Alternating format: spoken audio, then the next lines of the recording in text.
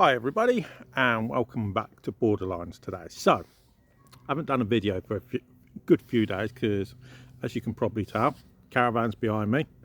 I'm on holiday at the moment, so it's my annual family holiday, taking the kids away to a place we always go every year. So I thought I'd talk about the Isle of Wight because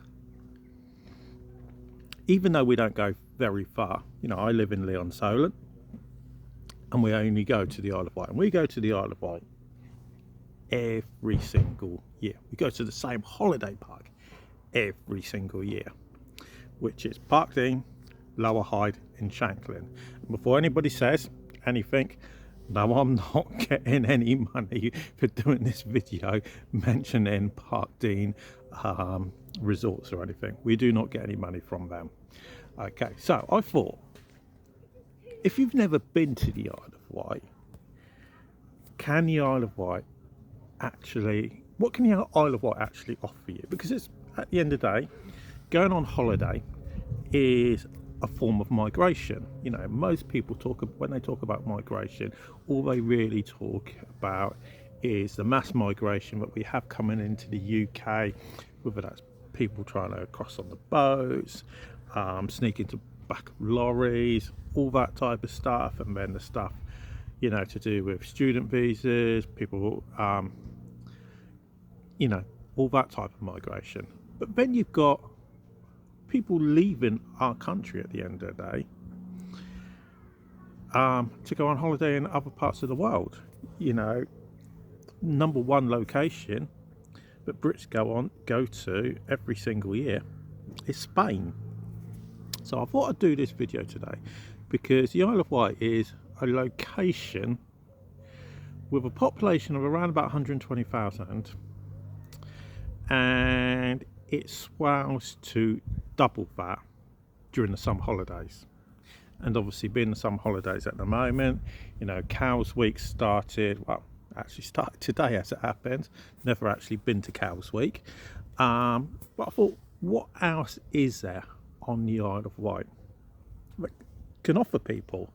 Because it's like my father-in-law always says to me, there's nothing on the Isle of Wight, it's boring, fishing is lousy, of course fishermen as well, no point going to the Isle of Wight.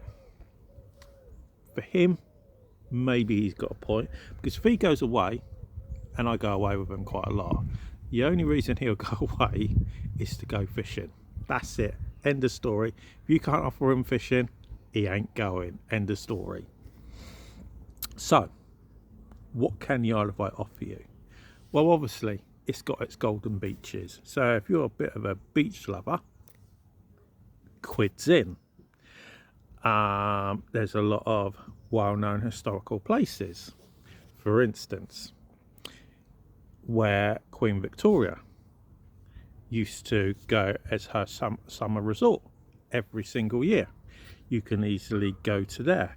You've got the chines. Now, for those of you that don't know what a chine basically is, in a nutshell, it's basically got waterfalls, and that's the easiest way to explain it.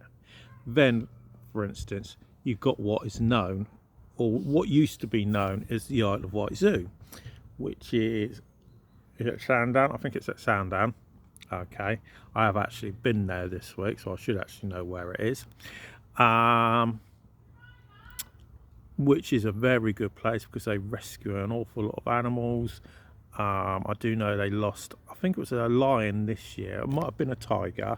So I do apologise if I made a mistake. And they brought in a couple of bears, which something they've never had before. So it is a place which is growing by bringing in more different and new types of animals.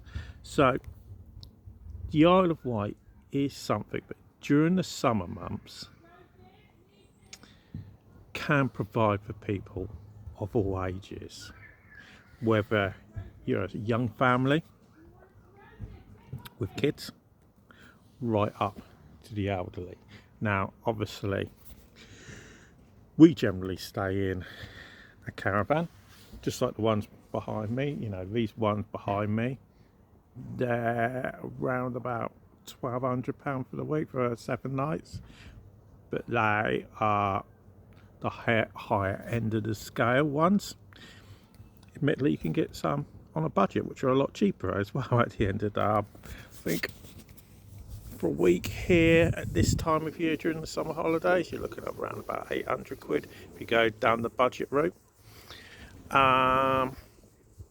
So if the Isle of Wight is something you ever thought about, there are a lot of different places you can stay. You've got all your hotels, you've got your inns and everything, so there is something for everybody. So, but if you've got any more questions, get in contact with Isle of Wight Travel and their tourism board, and they'll be able to answer all your questions. But for now, thanks for watching. I'm going to speak to you again a bit later.